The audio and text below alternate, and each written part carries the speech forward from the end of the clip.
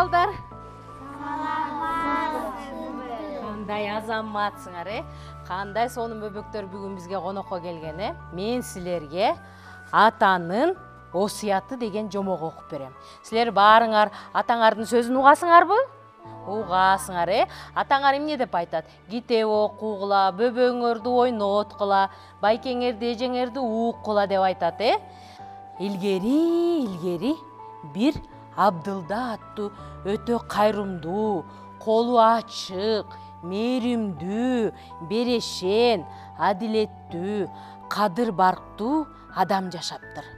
Ал эч бир адамды куру кол калтырбастан, ар дайым ар бир адамга жардам берчү экен. Абдылданын 3 уулу болуптур. Аларга атаган 2 короо менен өтө коос өстүрүлгөн чоң багы бар эле. Бир күнү Абдылда уулдарын алдына чакырып мындай дейт экен: Балдарым, мен эми карыдым. Бир топ жашка келип калдым. Көзүмдүн тирүүсүндө бак менен короолорду силерге тапшырып, өз ара келишип, бирөөңөр бакты, экинчиңер короо жайларды урушпай, талашпай бөлүшүп алгыла дейт. Балдардын бирөө дагы короо жайга кызыкпай, ага ыраазы болушпады. Бакты гана алгылары келишти баары. Абдылда ата уулдарынын келише алышпагандыгын көрүп, бир азга ойлонуп тургандан кийин мындай дейт экен: Балдарым, бак менен короо жайлар тууралуу келише албагандыгыңарды көрүп, мен мындай ойго келдим. Баарыңар саякат кылып, жердин баарын кыдырып, көрүп, ким кандай жашайт, ким эмне кылат экен, ошонун баарын көрүп келгиле.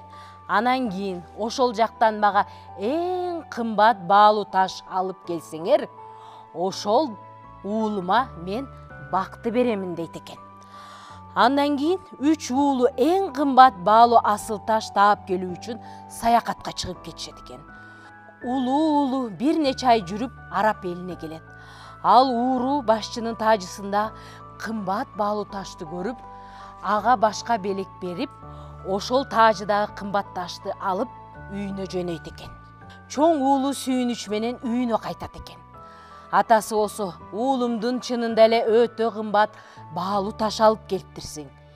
Эми берки 2 иниңди күтөлү. Алар дагы эмне алып келишет экен дейт. Ортончу уулу да кымбат таш издеп бир деңиздин боюна жетип келди. Суучулдар сууга сүңгүп, деңиз түбүнөн эң кымбат баалуу ташты алып чыгат экен. Андан кийин ортончу уулу кымбат баалуу ташты алып келгенде атасы: Уулум, сен дагы аябай өтө кымбат баалуу ташты алып келиптирсиң. Эми эң кичүү иниңди күтүп туралы дейт экен. Ал болсо кичүү уулу 6 ай жүрүп, кымбат баалуу асыл таш таба албай, акырында үмүтсүз үйүнө кайтууга мажбур болот. Абдан катуу чарчагандан дем алганы бир короонун эшигинин түбүнө келип олтурат. Короонун ичинен бир ый угулат экен. Ал таң калып караса, 3 бала ата-энеси менен кучакташып ыйлап олтурушкан болот. Анан кийин ал бала сурайт экен: Силерге эмне болду? Силер эмне ыйлап жатасыңар дейт экен. Ушул уюбуз бизди бакчы, аны сүт саап оокат кылчубуз. Эми кантип жашайбыз? Бул уюбуз өлүп калбадыбы деп ыйлап отурушкан экен. Анда кичүү уулу аларга базардан сүттү уй сатып келип, тамак ашына жеткидей акча таштап, ата-энесин сүйүнгөнүнөн ыраазычылыгын билдирип батасын беришет. Жигит алар менен коштошуп үйүнө жөнөйт экен. Андан кийин үйүнө келип, ата-энесине, атасына болгонун баарын айтып берет экен. Ата, мен эң кымбат баалуу таш тапкан жокмун.